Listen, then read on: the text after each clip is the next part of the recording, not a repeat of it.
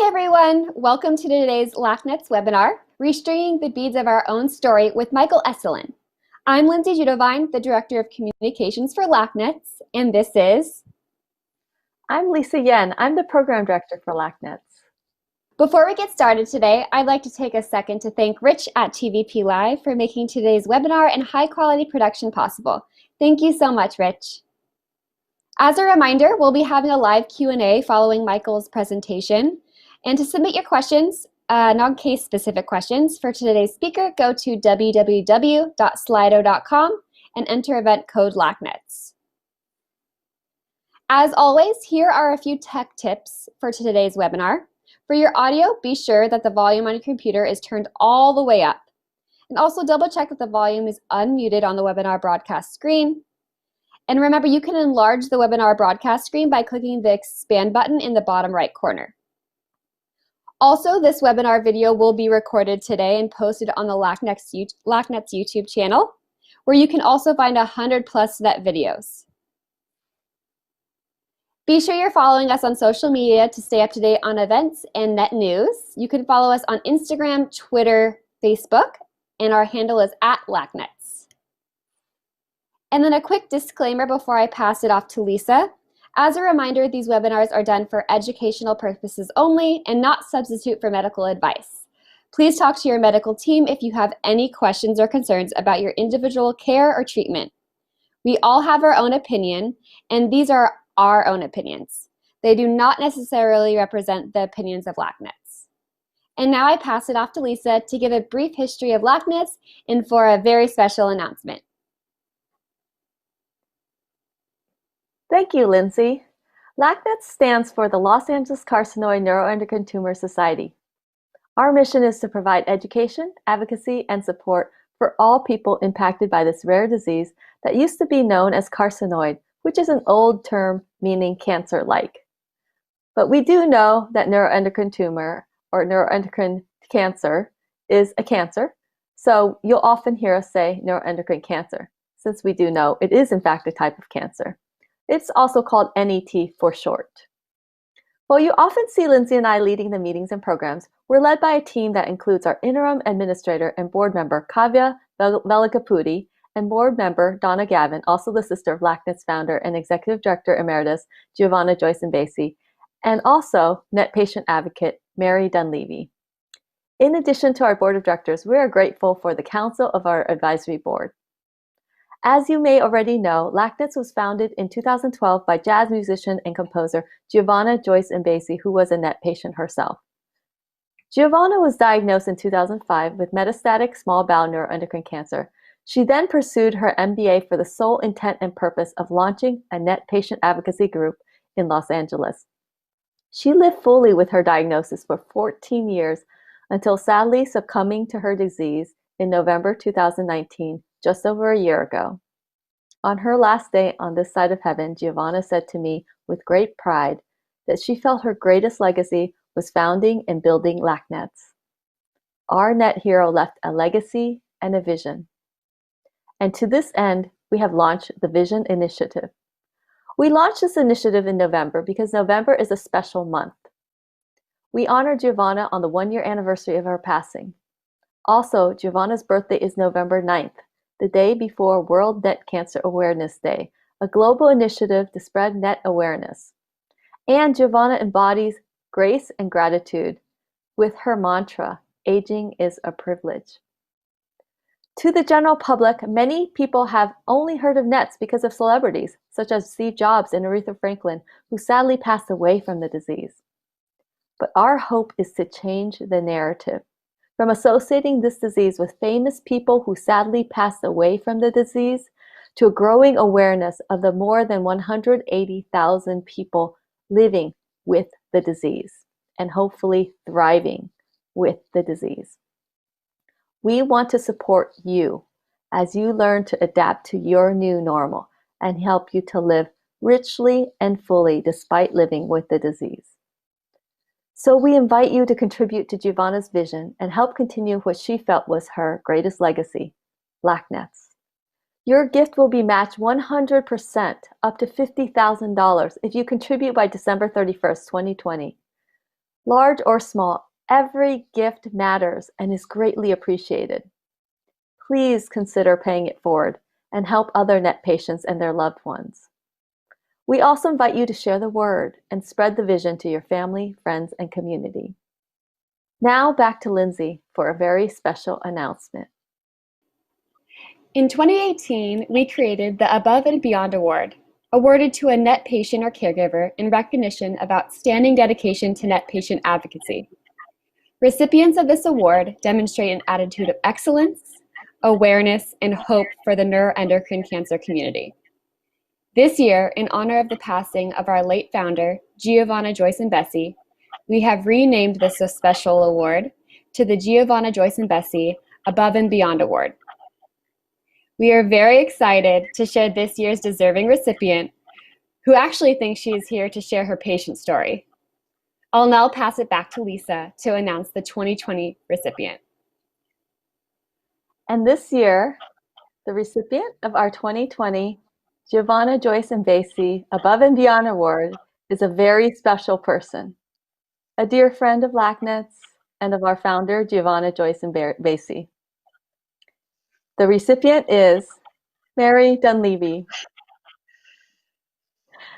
You may have seen Mary at meetings or videos where she shared her story, such as our June 2020 annual conference, where she talked about scanxiety, or the recent November NET Cancer Day Symposium, where she talked about being in a clinical trial with everolimus. Let me tell you a bit more about the recipient. Mary has been thriving despite living with pancreatic neuroendocrine tumor since 2005. She was diagnosed in her 20s with 2 young children under the age of 5. One of the things she is most proud of is that she went on to have twins after her cancer diagnosis. Mary enjoys a very full and active life. She loves ocean swimming, yoga, and traveling with her husband and children to Hawaii. At least she did pre-COVID. And Mary has been close friends with our LACNETS founder, Giovanna Joyce and Bessie, since 2010, and has been involved with LACNETS since its inception. Prior to Giovanna's passing last year, Giovanna personally invited Mary to serve as a member of the LACNETS Advisory Committee. And those of us who know Giovanna know that Giovanna is a visionary, and she is incredibly thoughtful and intentional in all her decisions, especially when it comes to LACNETS, which Giovanna considered to be her greatest legacy. Our dear Giovanna chose Mary for a reason, and I believe that reason is because she saw something special in Mary that she knew would serve the whole LACNETS family and NET community as a whole. Mary has truly gone above and beyond this year. She has been actively involved with the monthly meetings and in-person meetings, and now the virtual NET support groups. She has stepped up to help facilitate some of the virtual weekly support group meetings as well.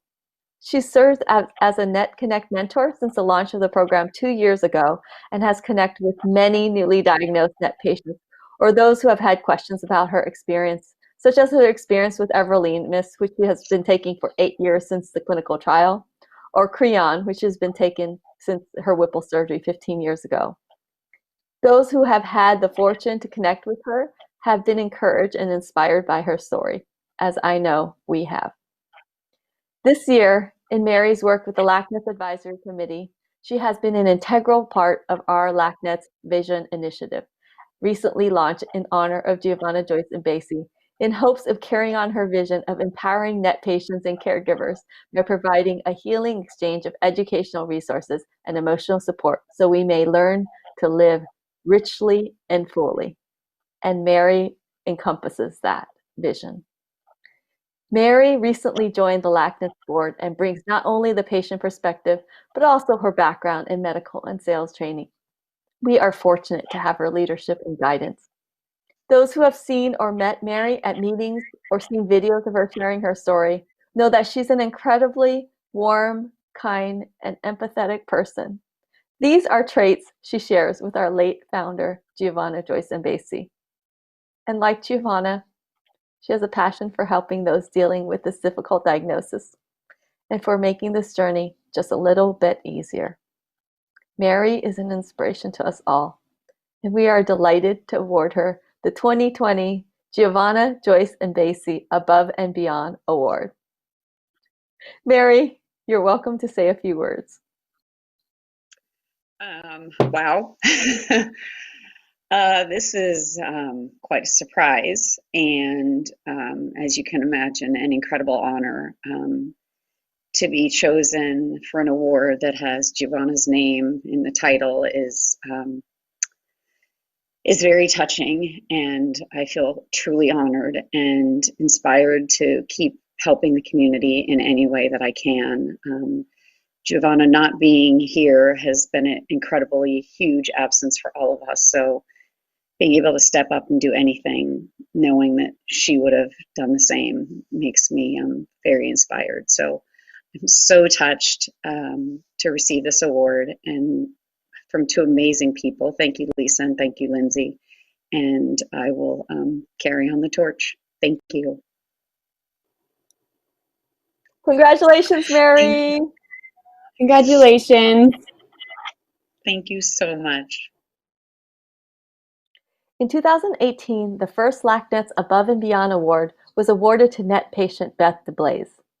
After her initial diagnosis and recovery from extensive surgery, Beth made it her mission to raise awareness and help others. She organized a whole fundraising campaign on her own and sold cute zebra t-shirts and tank tops, donating all the proceeds to LACNETS. Most recently, she responded to the pandemic by making zebra masks as another fundraising effort benefiting LACNETS. Beth serves as a NetConnect mentor, connecting with newly diagnosed patients.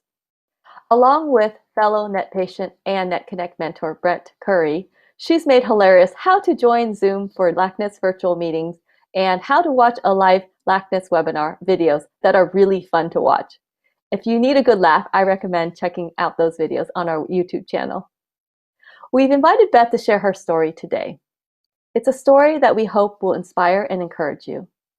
Let's now hear Beth's story of strength and resilience. Good afternoon, everybody.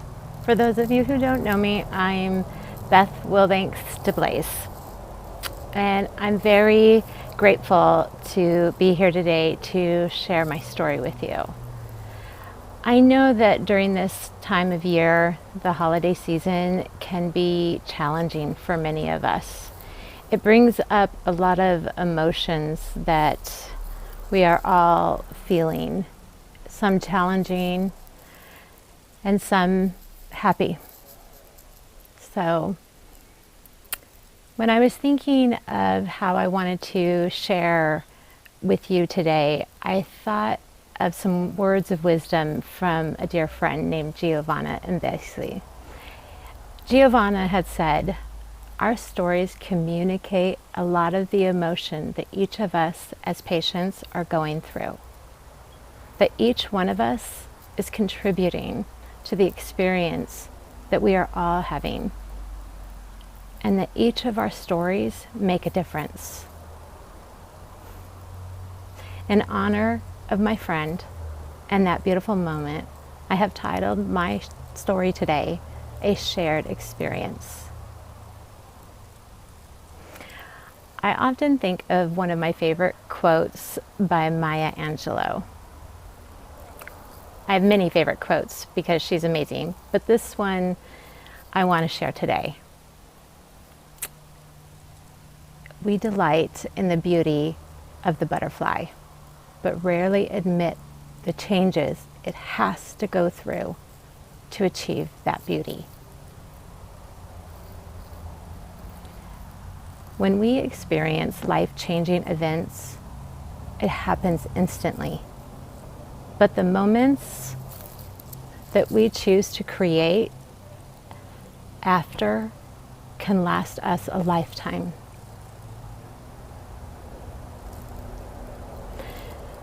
The reason why that quote resonates so deeply with me is because I think as patients, when we're asked about our story or how we're feeling or what we're going through, our society has learned to politely bow out of difficult conversations, and they respond with You look amazing. You don't look like you have cancer. You're doing so well. You're so strong.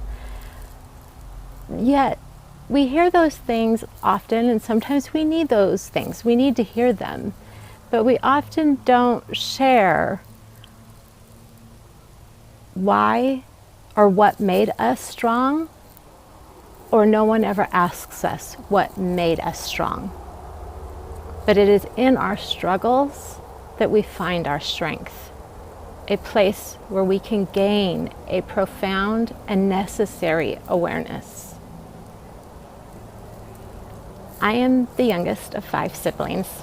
I have 2 older sisters and 1 brother, and 1 identical twin. Just 1 twin. Any more of me and Marcy, and it would be mass hysteria. But when I was 12 years old, I lost my brother Roy Brock to the AIDS epidemic in 1987. During his diagnosis to his death, he would develop Kaposi sarcoma cancer, which is also often associated with HIV. But I, like my family, were completely unprepared for the loss of my brother.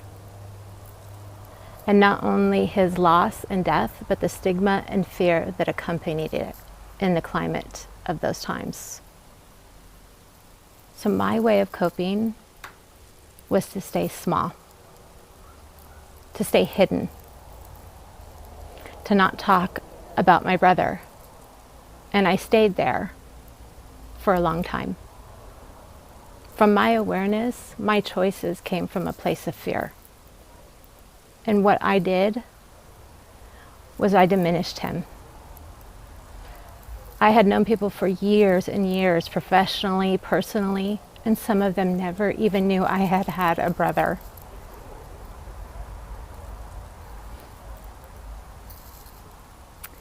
Years later, my older sister Charlene would lose a 2.5-year battle to thymic carcinoma cancer, another rare and non-curable disease.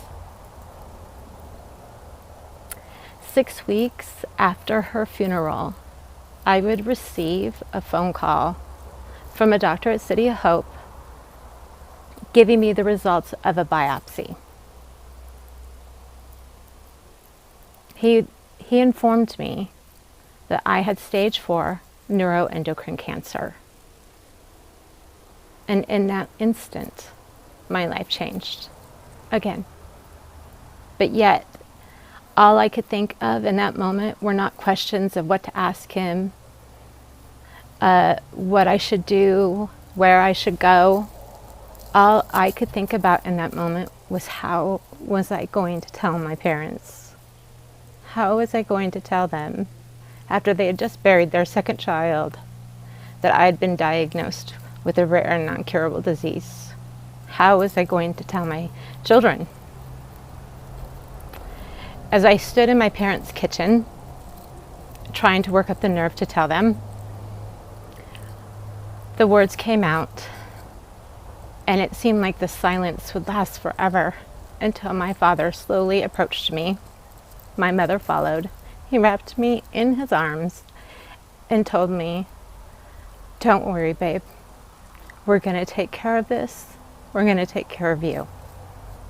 And I believed him. 2 weeks later, I was at City of Hope having surgery. I told would be very invasive due to the heavy tumor burden in my liver. I would lose almost half of my liver, my gallbladder, small intestines, mesentrinsic lymph nodes, and pelvic lymph nodes as well. I think I was in surgery for about 10 hours and spent 2 days in the ICU, which is the best nap ever because you're unconscious, and then 10 days at City of Hope recovering. And my parents were there the entire time. In the fall of that same year, during my recovery, my father suffered a heart attack and was immediately put on for surgery.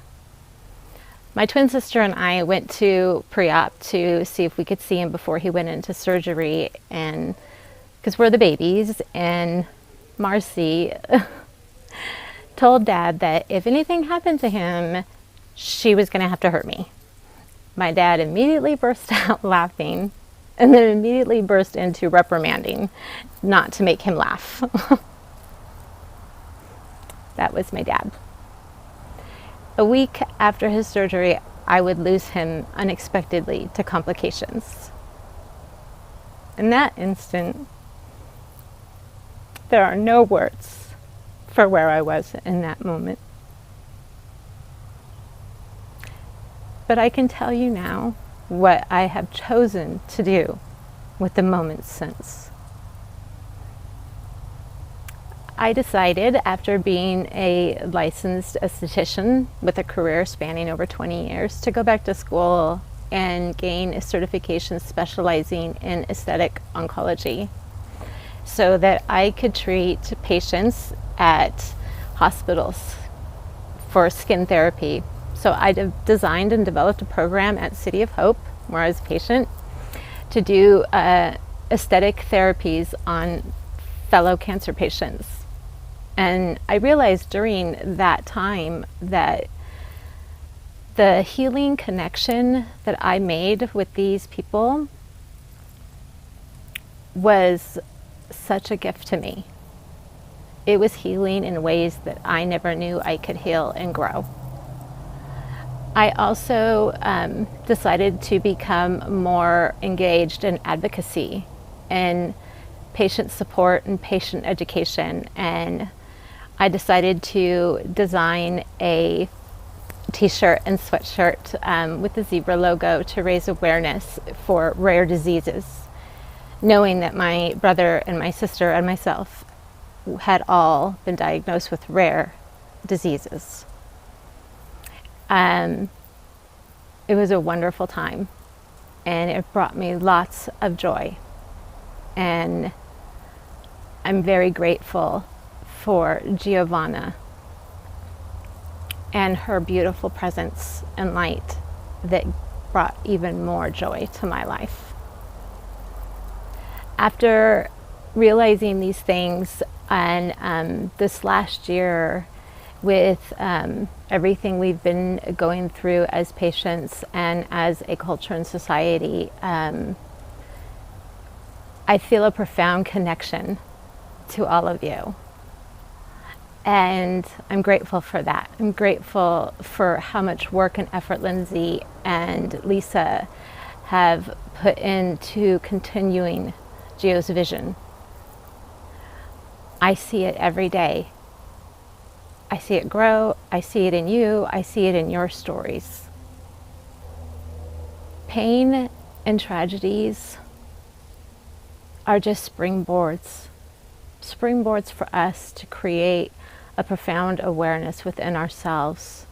And through that awareness, we can create beautiful things. I think of us as pioneers. I like that word, so I decided to look it up. And I realized when I looked up the meaning is that it originated from Middle French, and that it refers to a foot soldier who digs trenches during time of war. And then I knew that we were all pioneers, and that we are all zebras, and that we are stronger together in our connections, in our lives, so that we can thrive and help others to do the same. Thank you so much for your time today. Thank you, Beth, for sharing your beautiful story. We are moved and inspired by you. Today's topic is all about stories. Our founder, Giovanna Joyce Mbesi, had a powerful story, as did Beth. The presentation today is titled, Restringing the Beads of Our Own Story. Our guest speaker, Michael Eselun, blew us away with his powerful presentation 1 year ago, titled Cancer, Journey or Pilgrimage, which you can view on our LACNETS YouTube channel. Michael Eselun is a board-certified chaplain who serves as a chaplain for the Simspan UCLA Center for Integrative Oncology that offers services to the cancer community free of charge. I've participated in it myself and benefited greatly. Michael is highly regarded as a keynote inspirational speaker and speaks extensively to healthcare professionals, patient populations, and faith communities across the country. Michael weaves stories with vulnerability, insight, and humor. Stories to wrap around the deeper questions of life, mortality, and meaning. Widely published in journals, Michael's TED Talks are available on his website, michaeleselun.com. On top of Michael's professional accomplishments, he was also a friend of Giovanna, Joyce, and Basie. And Giovanna, Beth, and I have all been blessed by his work through the Circle of Reflection meetings as well. Michael asks deep, powerful questions and shares profound insights in a thoughtful, stimulating way. I'm pleased to now welcome Chaplain Michael Eselun. Thank you, Lisa. I'd like to share with you this quote from Barry Lopez in his book, The Crow and Weasel. "Remember on this one thing," said Badger, "the stories people tell have a way of taking care of them. If stories come to you, care for them and learn to give them away wherever they are needed. Sometimes a person needs a story more than food to stay alive. That's why we put these stories in each other's memories. This is how people care for themselves." Many years ago, I had the great good fortune to hear the famous South African playwright, Athol Fugard, give a lecture on the theater, on its very history and origins, its essence. In his view, the theater began when the first cave dwellers emerged from their caves, sat around the fire, and somebody said, "Hey, listen, this is what happened to me." Our stories, it would seem, can sustain us, they can shape us, they can explain us to ourselves and one another, and they most certainly offer us a pathway to connect to one another, to our families, to the larger circle of life. I had a friend, Polly, who was a brilliant woman, a professor of world cultures at UCLA, and she taught me about the Luba people of Central Africa, about whom she was an expert.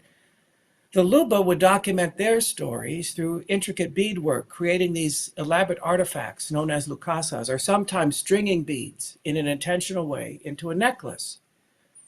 Now, the reading of those beads, the telling of the story, the deciphering of their code, depended upon who had the standing to do so, who had the authority to wear the necklace or to even restring the beads.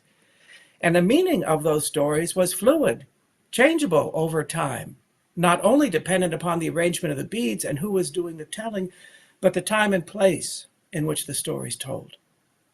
It's not so different, really, from the way we tell and recount our own stories, using the language of words, changeable over time and depending upon who's doing the telling.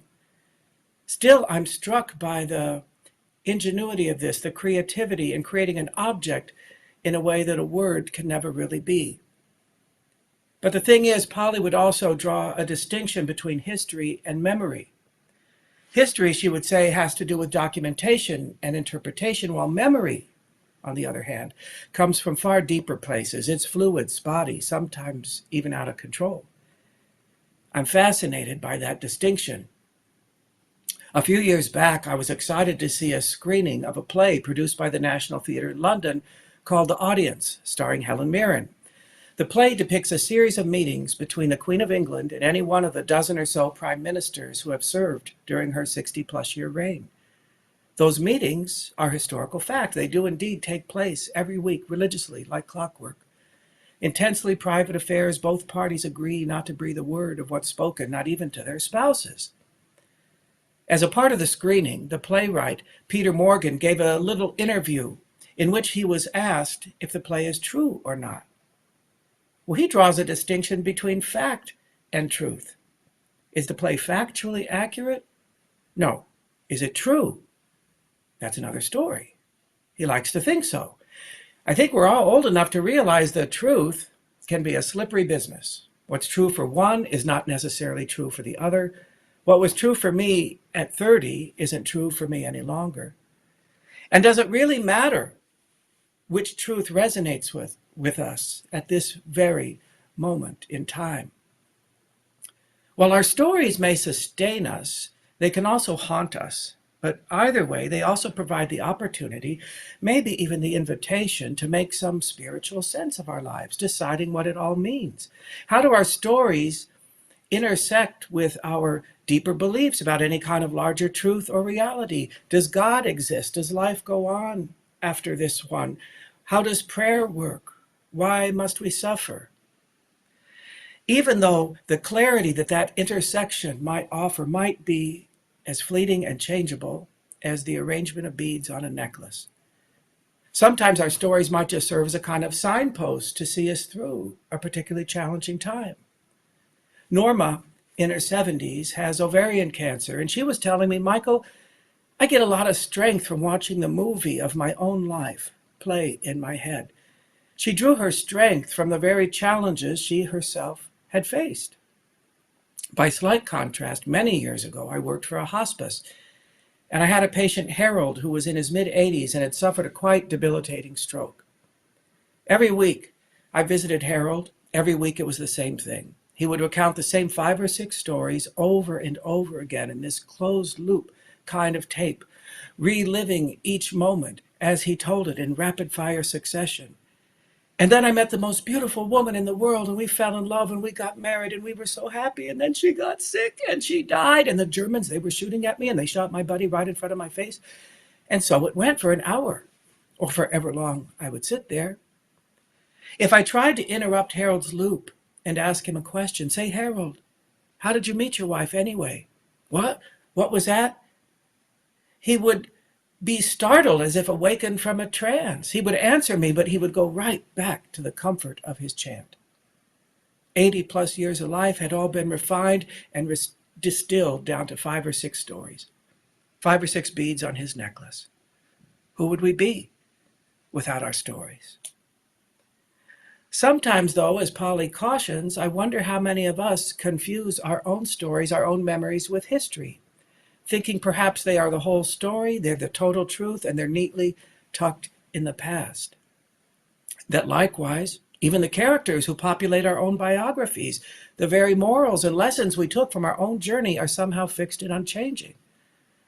I would suggest it is our ever-present opportunity and even invitation to revisit those stories, reinterpret those meanings, possibly find new openings, and that clinging to the old meaning, the old interpretation might just be a barrier to deeper understanding, deeper peace, deeper wisdom.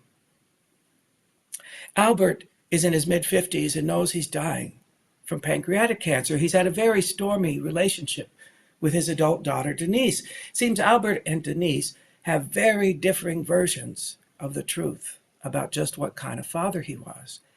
And it's important to him before he died that he come to some kind of peace with Denise. As a pathway to that healing, I gently made the suggestion of offering Denise a deep kind of listening to her version of the truth, without any need to rebut, explain, defend, contradict. Could he hear her in such a way that he could hear just how it is that her story is true too? Albert understood right away the validity of what I was suggesting because he had experienced something similar himself with me. Albert is one who has plenty of folks in his world with whom to share, but no one to share his deeper fears, anxieties, regrets, without somebody wanting to put a positive spin on things, telling him to just stay hopeful and be strong. That's my role in a way, to offer that kind of listening. Could he hear Denise in such a way that he could put his version of reality aside and allow hers to invade him? And might they discover a love and compassion that is deeper than either one's version of the truth? That love and compassion might be the only true thing, and the facts might just get in the way. It might be the only genuine gemstone in a string full of wooden beads. As one who loves to collect objects from my travels as a way of remembering them, I love this idea of imbuing an object with meaning. The object stays the same, but the meaning might change over time. Sometimes it can be tempting to confuse the object with the meaning itself. Lourdes was razor thin, in her 70s, wheelchair bound, rectal cancer, tenderly cared for by her son, Enrique. But on this particular day in the infusion clinic, she was very distressed and tearful. She told me the story of how decades earlier, when she left her native Puerto Rico, that her mother had given her a few precious pieces of jewelry to remember her by. Now, Lourdes is also a bit of a pack rat. She keeps all of her belongings in little bags and baggies strewn around the perimeter of the recliner where she spent most of her waking hours. Earlier that week, in an attempt to tidy up, Enrique inadvertently threw out the bag with the jewelry in it. Lourdes was beside herself with anger and grief. "Michael, I haven't been able to sleep all week. I haven't been able to eat. The nurse just told me I lost 5 pounds. Now, if you'd seen her, you'd see she didn't have 5 pounds to lose. And I'm so angry at Enrique. How could he be so controlling? Why is he so careless?" I invited Lourdes to gently take a dip into the spiritual waters of forgiveness, which was not a good call on my part, I must admit. So then I invited a reflection on what was the real gift that her mother gave her. Was it really just a few pieces of jewelry, or was it her undying love and affection, as symbolized by the jewelry? And that's a gift that can't be lost, misplaced, or thrown away. But in a similar way, Lourdes seemed to have the gift of precious little time left on the planet. Would she spend the gift of that time enjoying the love of her son, Enrique, or would she spend it stewing in her own anger and grief? She just might. That would be her choice. I sometimes think the very last choice, the very last power we have is to assign meaning to our stories. Shelley is 28. She is bright, smart, perky, a little quirky. She's also got this very rare and aggressive lymphoma. Not quite certain what course her treatment will take next or how much future she can realistically hope for or expect. Her parents took advantage of a very narrow window of time between treatments to whisk Shelley off on her first and likely last trip to Paris. I was thrilled to get to see her in the clinic when she returned. She was there with one of her best girlfriends. I happened to ask the girlfriend, "Why is it that you love Shelley so much?" She thought for a moment and said, "Well, here's an example. Who goes to Paris and when they come back, what does she want to show me but this cheap plastic throwaway bag? She doesn't want to show me what she bought, what was in the bag. She wants to show me the bag itself.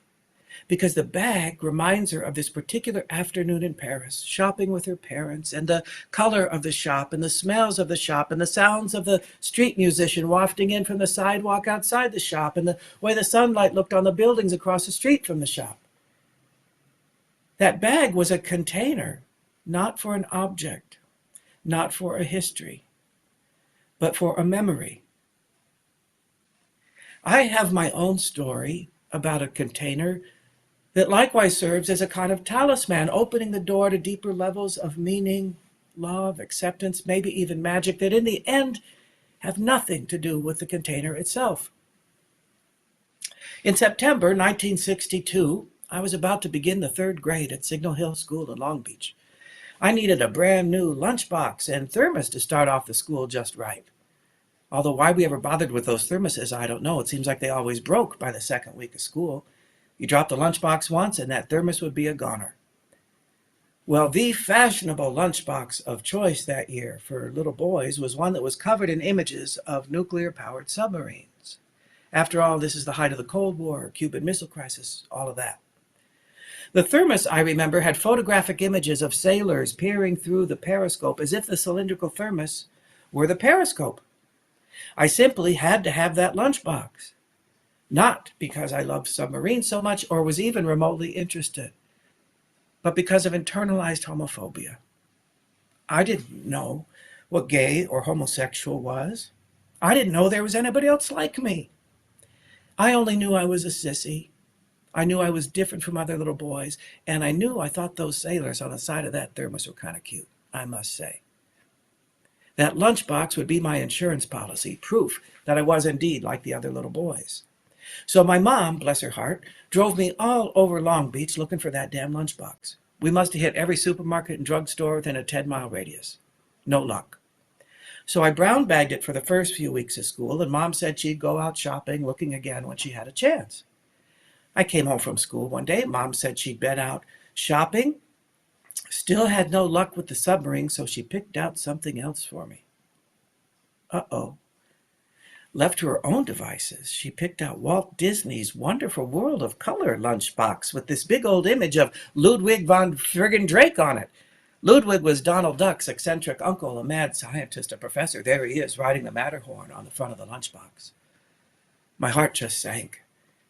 I sure didn't want to hurt my mom's feelings, but geez, Mom, why not just send me to school in a little cocktail dress and high heels?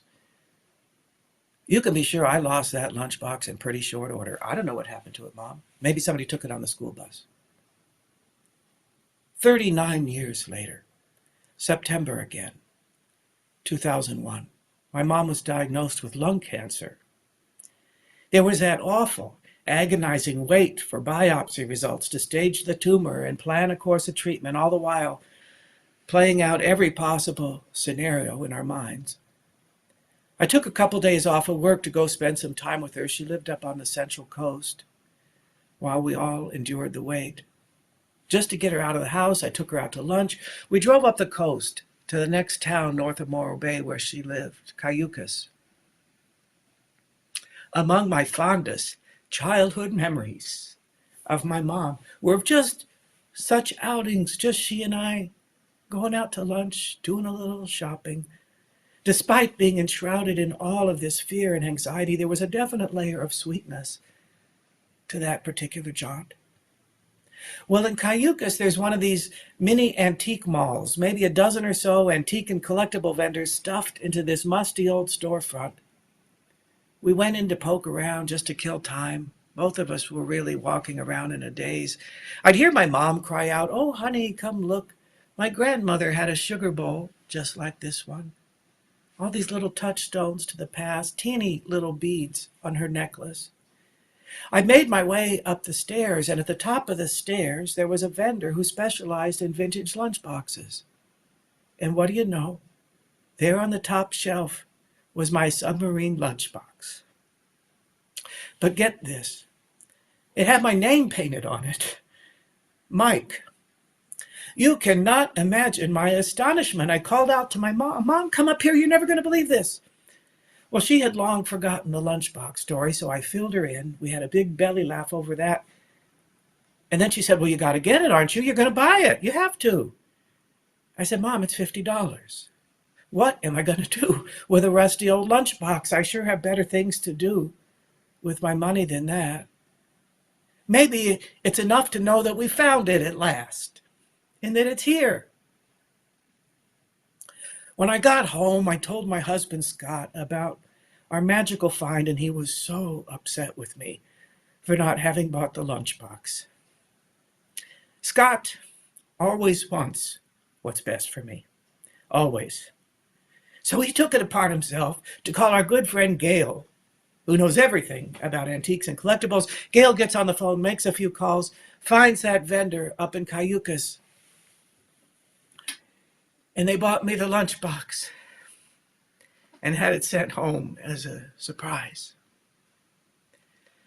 There isn't a container big enough to contain the levels of meaning, acceptance, love, magic in that story. You can make of it what you will. The object stays the same, but the meaning changes.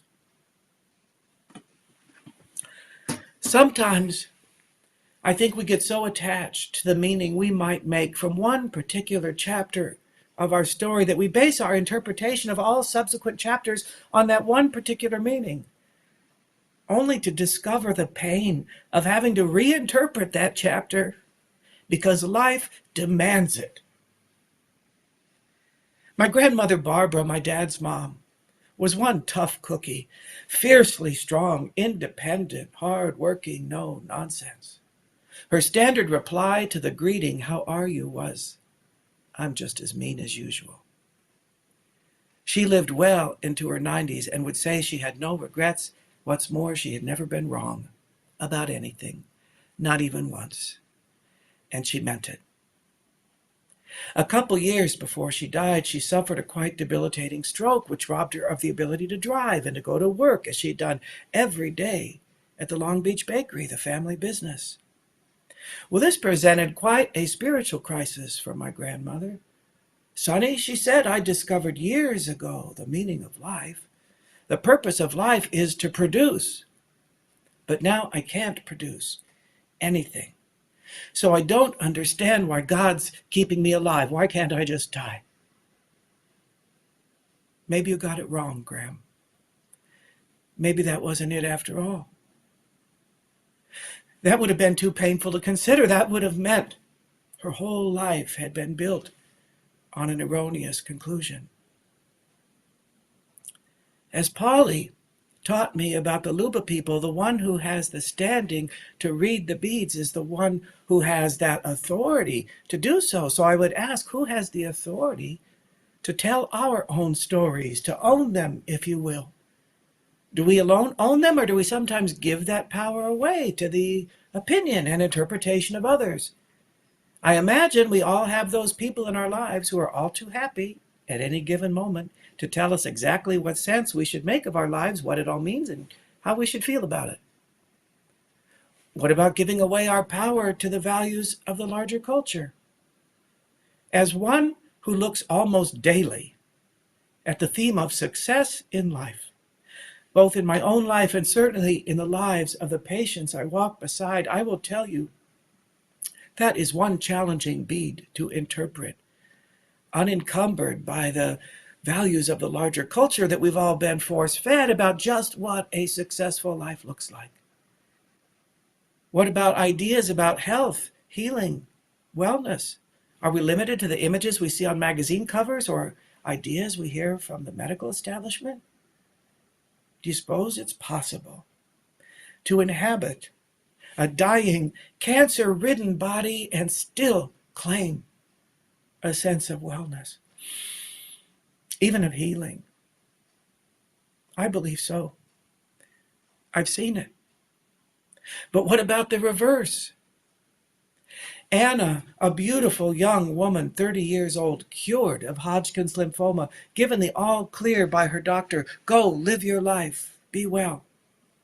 But she was paralyzed, immobilized by fear and grief, grieving so terribly the lost innocence of a limitless future. She now knew in no uncertain terms that any good thing can be snatched away in the blink of an eye.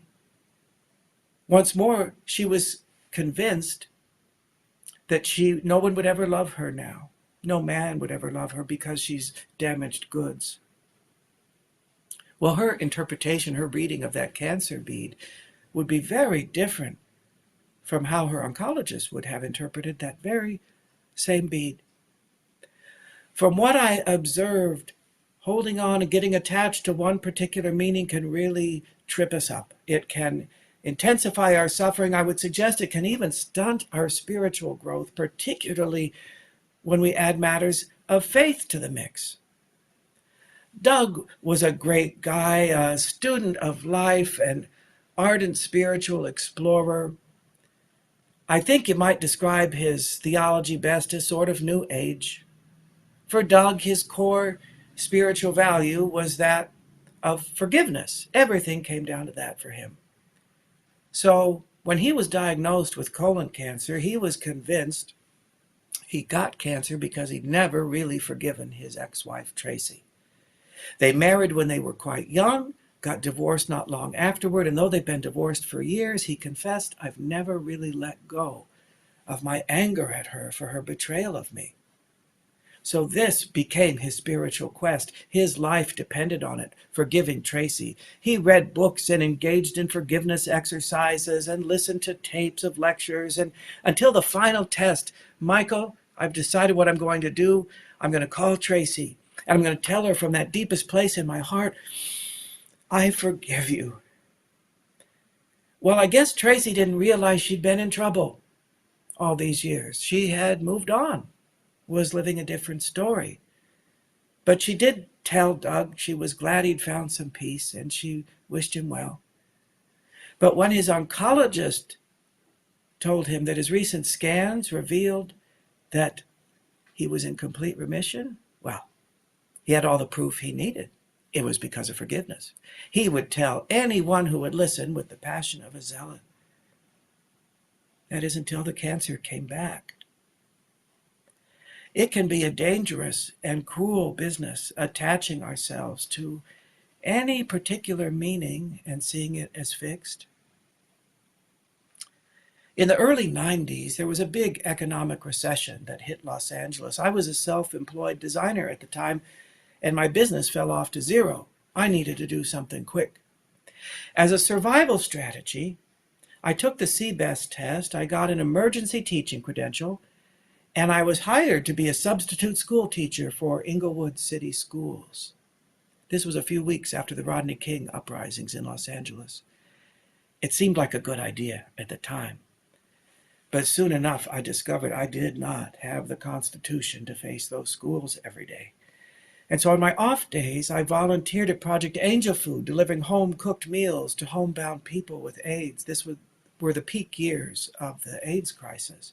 I also got involved with a fledgling volunteer AIDS hospice organization.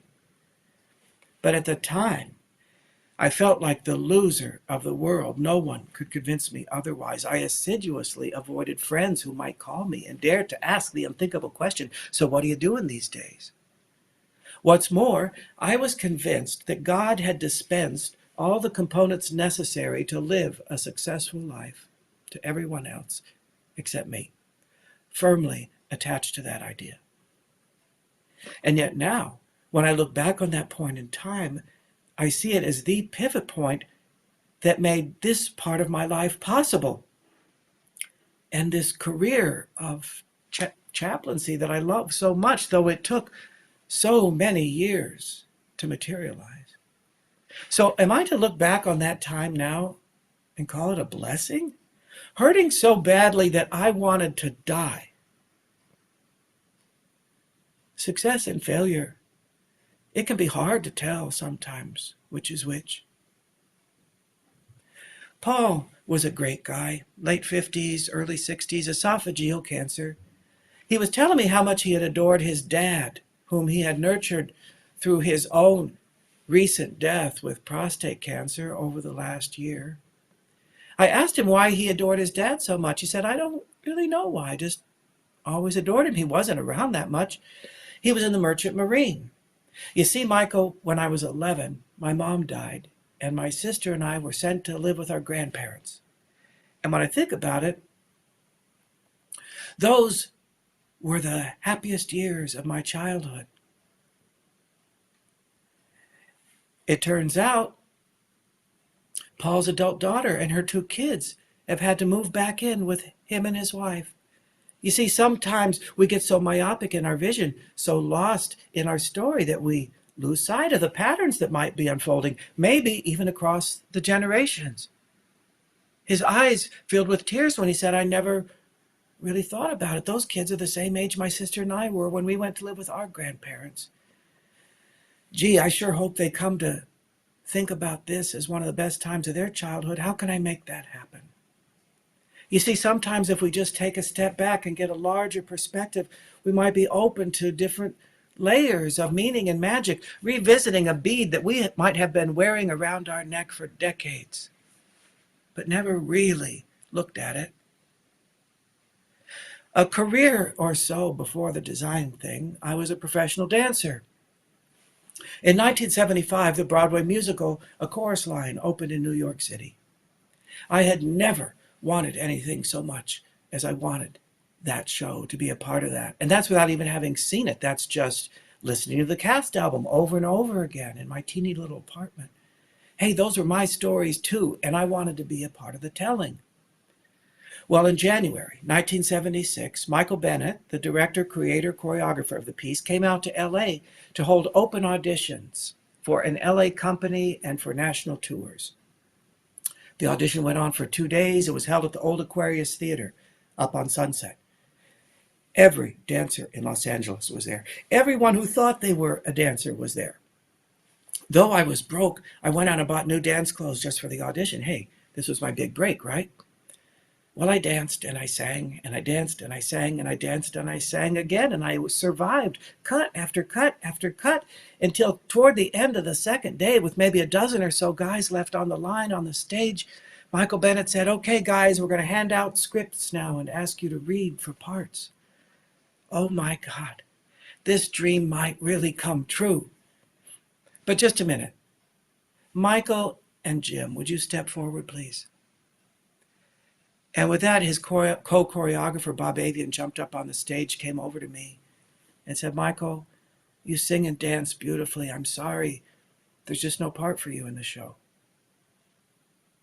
I couldn't breathe. It was as if my stomach had been kicked in. What, you didn't know that yesterday? I sucked up my tears. I scrambled to get my bag, and I darted out the stage door into the alley where I just lost it completely. Jim was a few feet in front of me in just as bad a shape. Just then, Charlene, who had been assisting Michael with the audition and with whom I had worked on a few TV specials at the time, came bolting out the stage door, and she ran up to Jim a few feet in front of me. She put her arm around him to comfort him, and I overheard her offer him another job right there on the spot for an upcoming TV special as some kind of consolation prize. Hey, what about me? That memory is still so vivid. Fast forward 40 years. Every Saturday, at least up until the pandemic, I take a dance class with former professional dancers of, shall we say, a certain age. I call it my old farts dance class. It is heaven on a stick. It is church. It connects me to this deep, sacred part of my spirit. It's taught by Walter Painter, a choreographer who gave me my very first job at Sacramento Music Circus in 1973. He's assisted by his wife, Charlene, the one insane from the alley behind the Aquarius Theater in 1976. Now, I love Charlene to pieces. It never occurred to me to tell her my memory that day. What's the point? It's ancient history. Well, a few years ago, I got a terrible summer cold, and I was up all night coughing so violently that I ruptured a vocal cord, and I bled. I lost my voice completely, couldn't utter a sound even if I wanted to for several weeks. I think my husband Scott was kind of happy about that, actually. The cold got better, but I still had no voice, so I went to dance class. And it just so happens that the national company of the Broadway revival of A Chorus Line was in town playing at the Pantages Theater. Some of the women in my class had been in that original production. One had even starred in the London production. So I got to class a little early. Some of the women are sitting around, stretching, chatting, waiting for the ballet class to wrap it up in the studio before us. One of the women had been the night before to see the production at the Pantages, so she was offering her critique and review. And then the other women started chiming in. "Oh, yeah, I remember when Michael Bennett called me and asked me to go to London with the show." And inside, I was just dying. It was as if a 40-year-old scab had been ripped right off. All of those feelings of disappointment and rejection and dashed hope, it all came flooding back as if it were yesterday. And I couldn't talk. I could only listen. And just then, Charlene chimed in with, "Oh, yeah, I remember Michael called me and asked me to help him with the audition out here in LA. And I told him, "But Michael, I haven't even seen the show yet." And he said, "Charlene, the audition is the show." You're telling me. I so desperately wanted to say something, to say, "Charlene, I was there that day. This is what I remember." Not because I wanted to beat her up, but because I wanted to claim my own story, to own it. And in a moment, I had an awakening to the perfection of that moment, that I couldn't speak, that I could only listen, because you know what? It's my story. It's not anybody else's story. It's certainly not Charlene's story. It doesn't even really have anything to do with Charlene. It only matters to the degree I've assigned it meaning on my biography. And what if in the end, it doesn't mean anything at all? Sure, we might all use our stories to inspire us, explain us to ourselves, or in this case, perhaps to anchor us into a deep sense of humility, perhaps compassion for those wounds that never really heal. But it would be our folly, I think, to attach ourselves to any particular meaning and see it as fixed. You see, sometimes we keep our eyes and hearts open, and when the gods are smiling, our stories can circle back on themselves and offer us a kind of liberation, release, maybe even redemption, all from our willingness just to go back to the story one more time. 1984, the year I turned 30. Fueled by my spiritual convictions at the time and my understanding of the truth that I first needed to create the space in order to have the kind of success I wanted, I decided to quit my nice steady job at a small design firm in order to set the stage, to have my own success with my own business. I would live off my savings and then credit cards until the universe saw fit to fill my well-appointed stage with clients. So my thinking went. Things didn't go exactly according to plan.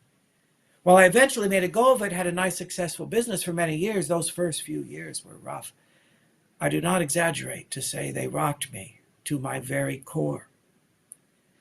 That first Christmas, 1984, I didn't have enough money to buy my family Christmas presents. It occurred to me, as both my grandmothers were getting on, one was 89 and one was 79, that I might interview them both about their lives and record the interviews on audio cassettes. We didn't have camcorders then. And I'd give out copies of those cassettes as my Christmas gift. Do I need to tell you how embarrassed I was to offer such a humble gift? I mean, I knew it was a sweet, meaningful gesture, but I also was acutely aware it did not speak to the kind of success I had certainly hoped and expected to achieve by age 30. It seems so nutty now. I was pretty exhaustive in my questioning of both of them, asking them not only about their lives, but about their feelings, their fears about what's to come. And this is decades before being a chaplain was even on the radar screen. As one had been born in 1895 and the other in 1905, both had lived through astonishing chapters of human history, technological achievement. I asked each of them, what event, what invention has impressed you the most, has had the greatest impact? And of course, I had my preconceived idea what their answer would be. Oh, to see a man walk on the moon, of course, or to fly in an airplane for the first time, to talk on a telephone, to be able to vote as a woman. How delicious to have your assumptions thrown back in your face. My grandma Ann, my mom's mom, thought for a moment and said, Social Security. They didn't have it when I was younger, and I wouldn't be able to make it without it. My grandma Barbara, the tough cookie, said glazed donuts. She lived very nearly through the entire 20th century. Glazed donuts. Your grandfather came up with a recipe to make them with potato flour when wheat flour was rationed, and it saved our business. It meant we could eat. Pretty darn concrete, practical answers. Hard scrabble lives, both of them. Those tapes had been tucked away in a shoebox somewhere for 30 years. A few years back, I went up to see my mom for the weekend. I happened to have a speaking engagement that Sunday. After the church service, my sister, my mom, and I went out to lunch, and we were driving back to my sister's house. And my mom was sharing with us that she felt like there was a black spot on her heart with respect to her own mother, all stemming from one comment my grandma had made to my mom not long before she died, a comment that was so painful for my mom to hear.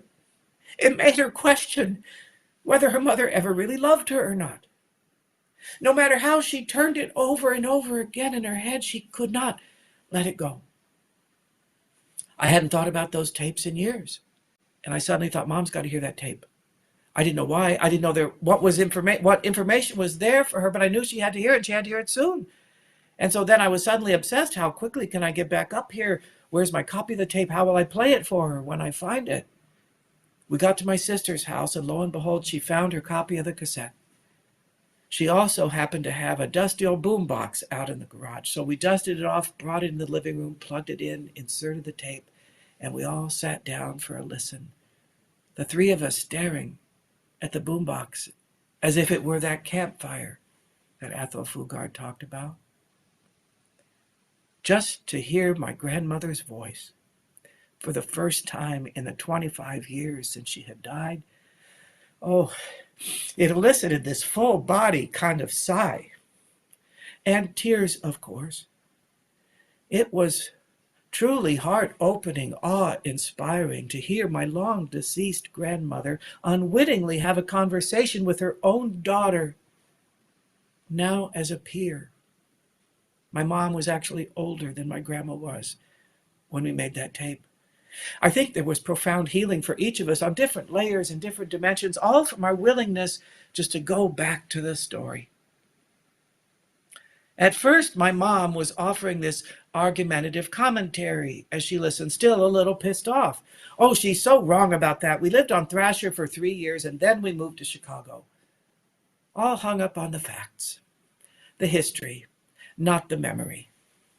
The truth, on the other hand, would be much slower to reveal itself, and it would have nothing to do with the facts. As the interview was winding down, I asked my grandma if she was afraid to die. Yes, I am, she said. I figure they're just going to put me in a hole in the ground and that's it. No more Grandma. Pretty soon nobody will remember Grandma anymore. She would talk about herself in third person like that when she was feeling particularly vulnerable. Graham, do you think anything comes next? Does life go on after this one? No, she said. No, I don't think so. Betraying every fiber of her Italian Catholic upbringing. What do you think, honey? She asked. Through my tears, I choked it out. Well, Grandma, I think we will meet again, and I think you will come to understand why your life has had to be so hard. Well, good. I'm glad to hear you believe that, honey. You keep on believing that, because whatever is in your heart, that's the only thing that's true. Suddenly, my little Italian grandma with maybe a 5th grade education sounded like a Buddhist master. When my mom heard this, what's more, through all the tears and sniffles on the tape, you can hear clinking of dishes, silverware, comments like, did you get enough to eat, honey? She was feeding me lunch. Was that warm enough for you? How about some potato salad to go with that? There's plenty of truth right there. When my mom heard this, she said, why, she was just stunned, amazed. Why haven't I heard this before? How? I didn't know this about her. What's this all about? It was as if she could hear her mother for the first time as an individual, as a person, separate. And at the same time, it was like looking in the mirror. What's more, she said, it's like a miracle. The black spot on my heart is just gone.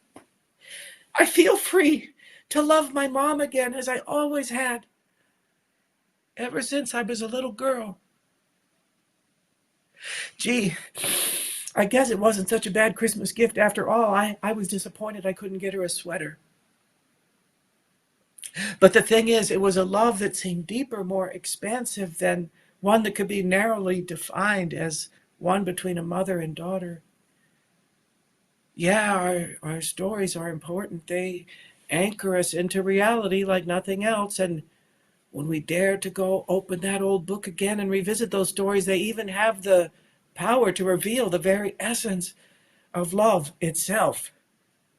But the craziest irony of all is that it might be a love that is storyless. No story It might be the only true thing. 8 years ago, 2012, I attended my 40th high school reunion. There aren't too many settings which are more ripe for the telling of stories than a high school reunion, and I have found, if we keep our hearts and eyes open, any greater opportunity to revisit those formative stories. I've attended each reunion in 10-year increments. Each one seems to have its own flavor and personality. At the 10-year, for instance, it seemed everybody wanted to show off and prove how successful they'd become. At this age, I think most have been humbled by life and loss a bit. I always experience them as a compressed kind of time warp. I'm 14 and I'm 54 in the same moment, and I'm looking at everybody else through the same lens, looking right past all the wrinkles and the extra weight and the missing hair, and I still see the handsome football player and the perky cheerleader and the bully and the one who made me laugh so hard in 9th grade English. Still, everyone's memories doesn't serve them quite so well. I remember Randy Tischauer came up to me and said, "Yeah, Mike, I remember you always walking around in your Letterman's jacket." No, Randy, that would not have been me. Just then, Gary Wilson, who'd known me since 3rd grade, knew me for the sissy that I was, chimed in with, "Oh, trust me on this, Randy. Mike never would have had a letter in anything." Gee, thanks, Gare. I was Mike then. The highlight of my evening came late. I was desperately looking for an empty table to sit down and just catch my breath from all of this overwhelming nostalgia. I wasn't seated but a few moments, and up walks Cheryl Young. "Hi, Mike, remember me?" I did remember Cheryl. I remembered her since junior high, though I'm certain we never had a class together, and I can't recall even a single conversation that we may have had. But I knew who she was. She had this short mop of curly brown hair and a wide silk scarf tied around her head. She had the sweetest smile, and she spoke with a kind of simplicity that made me think a little something else was going on. "Well, sure, I remember you, Cheryl. Have a seat. How are you? How's life?" "Well, I've had some health problems," she said. "I had thyroid cancer, and earlier this year I had an AVM. Do you know what that is?" "Yes, I do. It's an arterial venous malformation. I used to work on the neuro floor." With that, she pulled back her wig to reveal a very nasty scar across her skull. "I'm so sorry to hear that, Cheryl." I asked to hear a bit more about her story, and in a few moments I realized I have no need whatsoever to hear one more bit of her story. What's more, I have no need whatsoever to share even a word of mine. What I felt was this urgent need to say, "Cheryl, I'm so glad you're here." Meaning at the party, of course, but in a much deeper way here in life. "Can I give you a hug?" "Oh, yes, please," she said. And when I hugged her, I had this overwhelming sensation that if there is such a place as heaven, this must be what it's like. Our stories just melt away. They just don't matter anymore. They are only this circuitous path that took us on this journey to now, where we can meet and we can hug and we can say, "I'm glad you're here." A year later, Glenn Johnston, a most beloved member of my family, my mom's partner for the previous 15 years, the love of her life that she waited 70 years to find, took his own life. Approaching 90 and in failing health, resolute that he would not be a burden to anyone, he would not die in a hospital, he would not die in a nursing home. He chose to write the ending to his own story. He left my mom a note on a corner scrap of yellow-lined paper. 3 words. "I love you." He left the note on the unfinished jigsaw puzzle he had been working on the night before. 90 years of life all came down to 3 words on a corner scrap of yellow-lined paper. Boy, that is one bead that we keep turning over and over and over again in our hands, that love bead, trying to understand it, the size of it, the weight of it, the facets of it, the color, the texture. It's so precious. We don't want to lose that. We want more. We want more. We might spend our whole lives stringing and restringing our beads, trying to make sense of it all, and it might come down to that one bead. Maybe our stories really do matter. Maybe they are everything, in fact, that make us who we are. And maybe they're just stories. As for myself, I'll just say, I'm glad you're here. Thank you.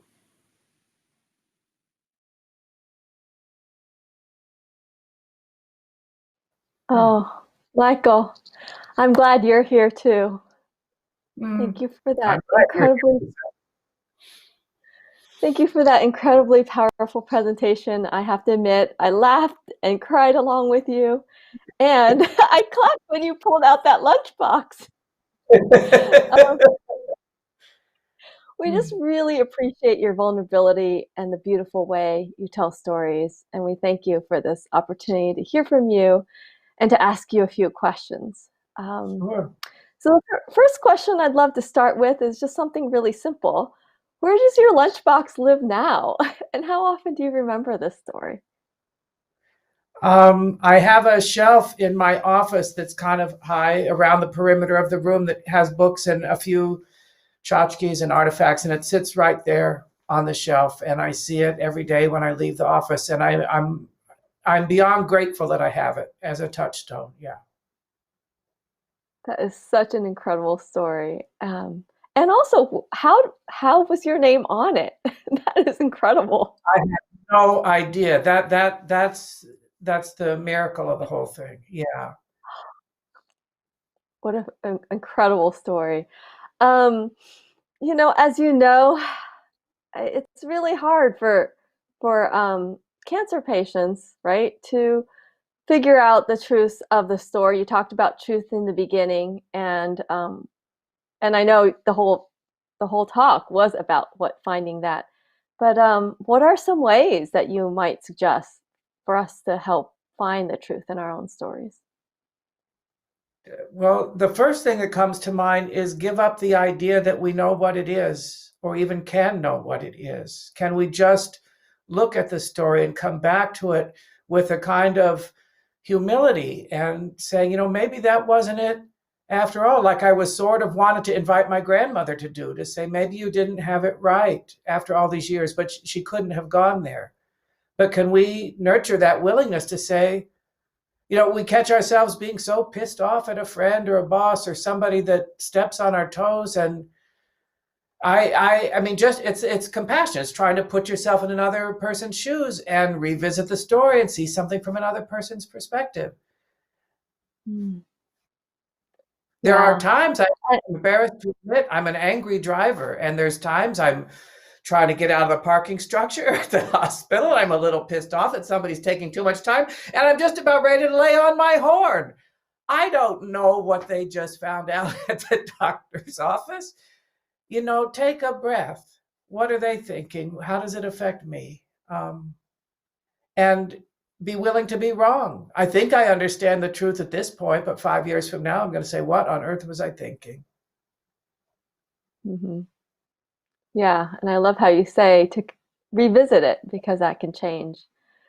And you touched on this in just what you were saying, and also throughout your story.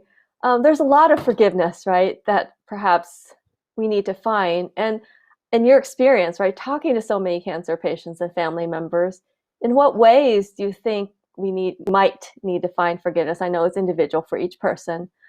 And how might we learn to find that forgiveness? By and large, I'd have to say the forgiving that needs to be done by most cancer patients is of themselves. That the pain they carry, I don't hear so often, I could never forgive my mother. I have heard that. Of course, I hear that. I remember one woman with metastatic cancer saying, until I forgive my mother, I know I'm not going to be cured. And it just seems so burdensome.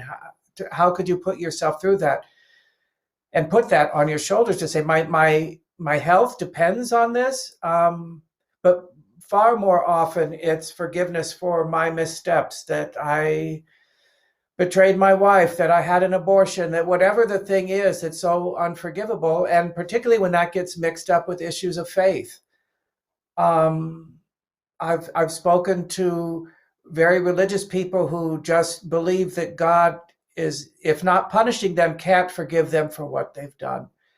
And one thing I will often ask, if you could just imagine, if you were God, would you forgive yourself? Would you understand why you had the abortion or stole whatever you stole? The answer is usually yes.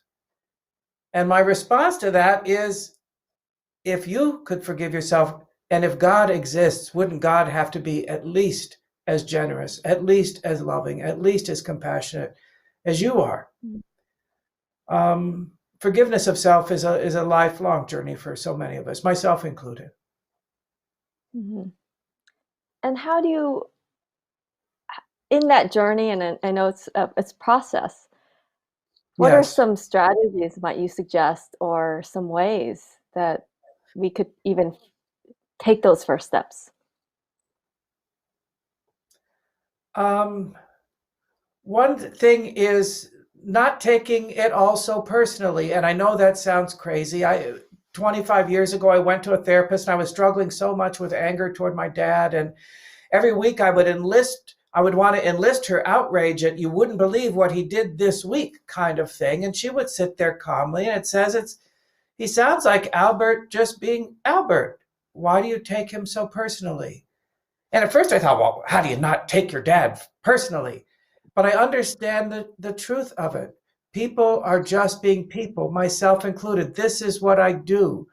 Can I just start to honor that I'm doing my best each step of the way? I'm going to mess up, guaranteed. I'm going to hurt people, guaranteed. Mm-hmm. Can I breathe into the humanity of that and know that my forgiving myself is the first step to me being able to forgive you, to give you the grace to be a human being? I know this sounds maybe kind of abstract and hard to get your hands around, but it's not a 1, 2, 3 list kind of thing.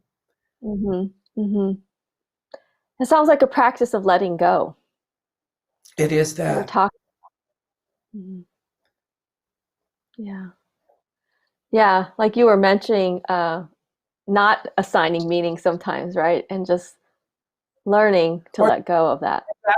That's the meaning for now. This is how I understand it. I don't know if you've ever seen a movie that you just loved and you want to hang on to that feeling, and you come back to it 20 years later. Oh God, I remember loving this movie. And you go back and say, what was I thinking? I mean, it doesn't speak to me at all. Or I see it in a whole other light. This character that I judged so harshly, I really get how that happened. That's just life. That's how it is in our own lives. Why my father did what he did, why my mother did what he did, why I did what I did. We have to honor our own humanity first and foremost. Yeah. And this question may be similar. I mean, it's one thing to forgive other people, and then, there's just so many things going on with cancer, right? There's the treatment, and there's the appointments, and sometimes the cancer patients feel like up to their head or drowning with all these things. And then now we're also supposed to try to find meaning. So how do we find that balance and tension to even start to see that? I think we need to take the pressure off ourselves to find the meaning now and trust that it is unfolding, and that maybe I'll get it now, maybe I'll get it a lifetime from now. But probably as a stepping stone to finding that meaning, for me, a big theme is coming to terms with mess and coming to peace with the messiness of life. Life is messy. We come in covered in blood, screaming and crying. Why do we suspect or hope that at the end of life, it's all going to be peace and easy? I'll check everything off of my list to do. I'll lie down. I'll have flowers on my chest. I'll fold my hands like this, and everybody will be around me singing hymns, and I'll just fall asleep. That doesn't exist for anybody. So mess is how life is. And in this culture, in American culture particularly, we think it should be mess free.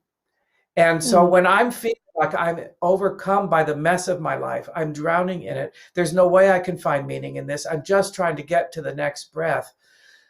Can I breathe into that and just have it be, okay, it's a mess. That's the meaning right now. It's a mess. And I may die and leaving a mess.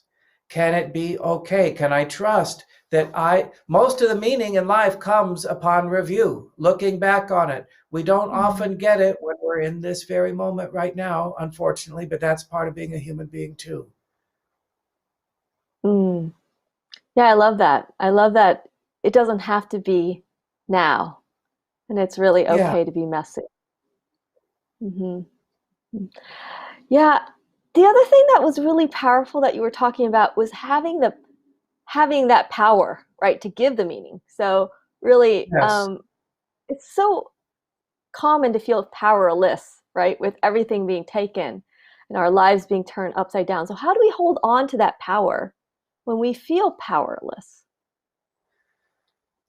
I think we have to be mindful when we're looking for it to come from outside of ourselves, or when we're listening to those who really want to give it to us. Well, you know what this all means. You know that God's punishing you because of this, or you know if you would just forgive, you would be okay. All of those, everybody else's interpretation does not have any validity. It's their interpretation of the movie of your life. Just like you can sit right next to somebody and watch the same movie and you can feel like, wasn't that the greatest thing ever? That just explains everything to me. And my friend next to me is asleep or thinks, no, I don't think that was so red hot. Same movie. The interpretation is up to you. And for me, that's an excellent metaphor to just kind of hang on to, that it's my choice. It could be a kind of a mantra, what I'm going to make of this experience now. And for now, it might be overwhelming. Speaking of movies, I quote this 1,000 times. 30-some years ago, a movie Tootsie came out. Terry Garr gives a hysterical performance. She has a very comic meltdown when she discovers that Dustin Hoffman doesn't love her. And she's just flipping out, and Bill Murray's trying to calm her down. No, no, no, no, no. And she just says, stop it. I just have to feel this way until I don't feel this way anymore. That I was a young man when I heard that and it went right to my gut. That is the truth.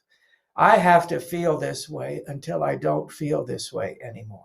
When I go berserk after I lost my keys, or I know there was a pen here and it was my favorite pen and it's gone, and I know I'm acting like a crazy man because I can't find my pen, I can also sort of be observing from back here somewhere. Okay, I have to feel this. I have to get this out. This is some other stress that's coming out over something. I'm just putting it all on the pen. But right now I'm going crazy over the pen. And that just has to be okay. Thank you for that. Right. Oh, wow. Just being okay with that. Yeah. Yeah. And, you talk a lot about musical or plays. Yeah. Just for fun. What's your favorite one?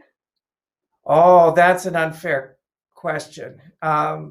Maybe what I come back to again and again has layers and layers of meaning is Stephen Sondheim's Follies.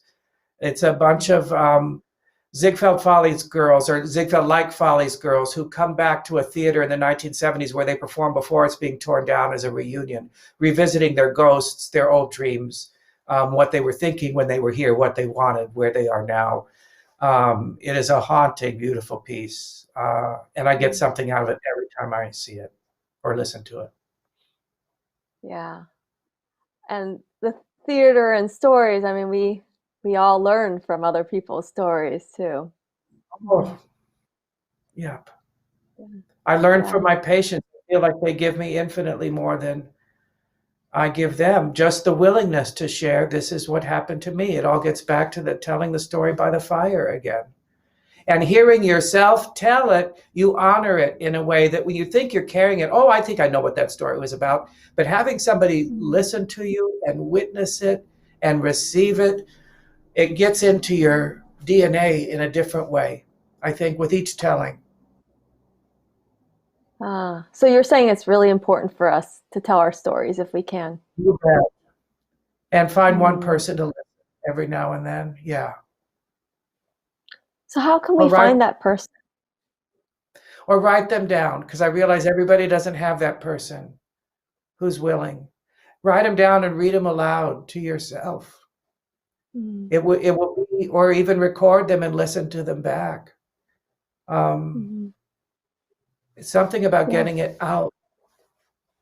And you hear it. If you can't to hear it, you listen. Yeah, I love how your grandmother had that recording that you all could then listen to again. I encourage all of my patients, whether death is imminent or not, to create that legacy. What a gift. Generations from now. And not the what, by the time you read this, I'll be dead kind of ponderous thing. What were you insecure about in middle school? Who was your best friend? Tell me an embarrassing story. Who was at your wedding? Or anything, that no detail is too small. As I say with my grandmother, the most profound thing was the dishes and she get enough to eat, honey. I mean, that was it. Maybe that can be our pandemic project. And that leads to another question, what other suggestions might you have to help us keep our spirits up during the pandemic? Boy, if I had that one solved, because I'm struggling myself. This is a really, really hard time. And I don't have cancer. But it gets compounded around holiday time. And that can be confounding too. For years, we didn't do it this year just because of the pandemic and everything. I've led a group about facing the holidays with cancer. There's such a demand from the culture that we feel a certain way this time of year, and we better get with the program and decorate the house and talk about what we're grateful for. What happens if we're not grateful? What if I don't want to hear carols? All they do is make me sad thinking about what I used to have that I don't have anymore. And so I come back to the same idea of how can we have grace and honor for ourselves and our own humanity? What would feel good in this moment? Lying down on the couch and getting lost in Netflix, then go do it. Light a candle and celebrate it. Go to the beach if that's something you like. Watch a sunset by yourself. It doesn't have to be, I'm supposed to be with people. I'm supposed to be with this. Well, we can't right now. So how can I be attuned to little teeny miracles? The way the breeze felt on my face when I stepped out of the house today. Oh, that was nice. And say that is enough. We have to maybe adjust. And I'm talking to myself. I'm not acting like I have this down pat. I'm just saying reorient our focus. And that this moment might be sacred. It might be enough. And there isn't a candy cane or Christmas tree in sight. And our ancestors knew these things. We've just blown it out of proportion. Virtually every religious tradition this time of year has some kind of holiday rooted in this idea of light in the darkness. When we didn't think there would be any. The oil ran out and we still had light. The Savior was born. Whatever the tradition is. And so much of that, the Christmas story, is rooted in pagan myth. We didn't know it's the shortest day of the year, and we don't quite know, is the sun going to come back? Do we really know that? Is spring going to come back? So we're going to gather together and say, yes, we are going to wait for the spring. That's about a sacred way to keep this holiday as any, to believe that spring is possible, even if it means I die between now and then. Will there be renewal? That's a statement of faith to say, yes, I think so. Mm-hmm. What a beautiful metaphor, right? That there will be light after this darkness. Mm-hmm. Yeah. Thank you for that. Now, this is a really hard time of the year.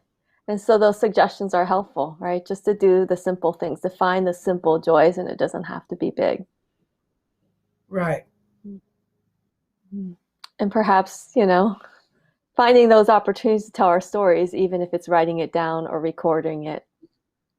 Yeah, and no story is too small to be unimportant. That's what the kind of the magic is. When you start to write about your first crush or your first rejection, just what did the room look like? What was I wearing?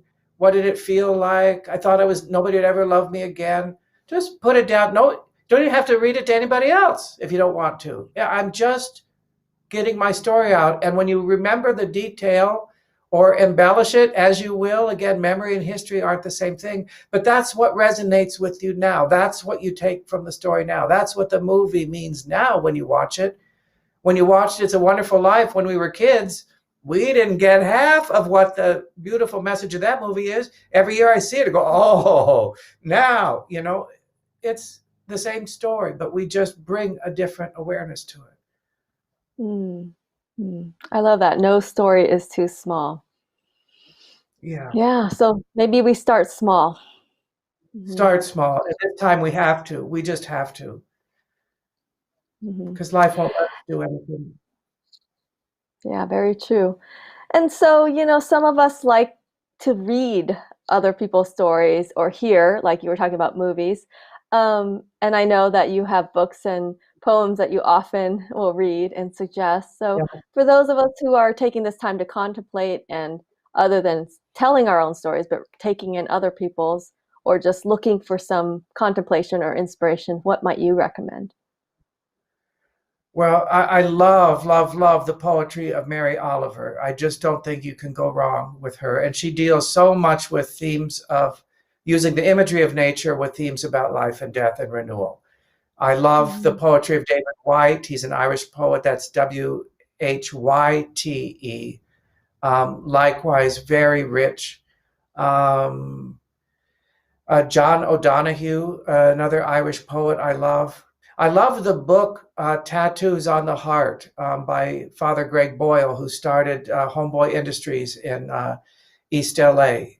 He runs a business to give jobs to gang members who get out of prison, and they have to work with gang members from opposing gangs. And the humanity in those stories is almost everything you need to know, to me, about life. Yeah, thank you for that. And I know Mary Oliver was one of Giovanna's favorites too. That's really special. Well, that was our last question. And I just wanted to thank you again, Michael, for sharing your insights with the cancer community and the community at large.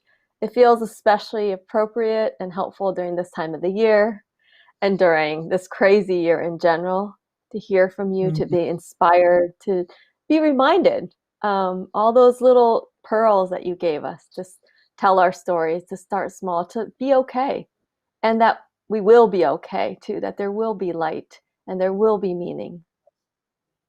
And it will be messy. So what? Yeah. It'll be messy, so what? Yes. And thank you for being that person, to be willing to listen to our stories and to hold them for us. We thank you so much. And until next time, bless you so much. And now I'll give it back to Lindsay. Thank you again, Michael.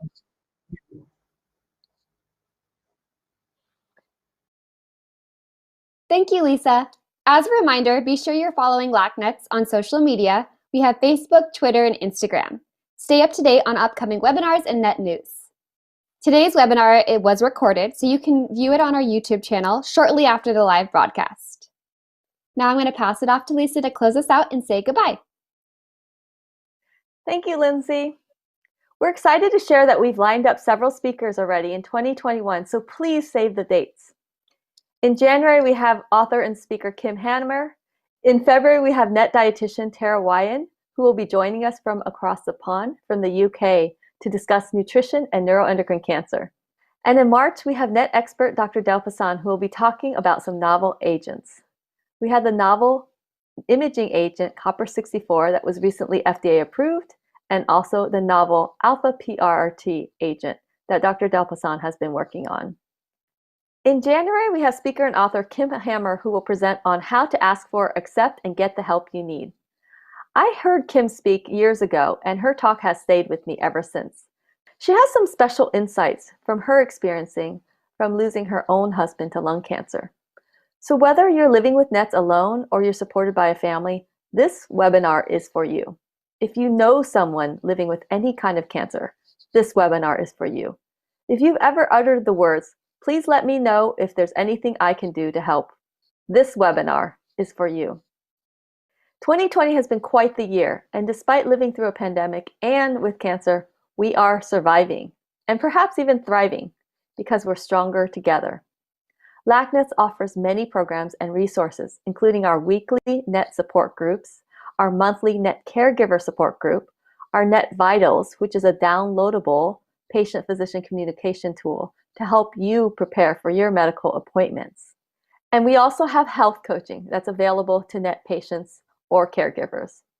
We encourage you to go to our website to find out more information about our programs, view resources, read blogs, and take NET quizzes to check your understanding of all the information you've been learning and to find much, much more. As you know, LACNETS offers our programs at no cost to the community, and we do have one special request. You will be receiving a survey after this webinar, and we ask that you fill it out. It helps us know what you liked and didn't like. So we thank you in advance for taking the time to fill it out. And we wish you a very happy holidays, happy new year, and we look forward to seeing you in the new year.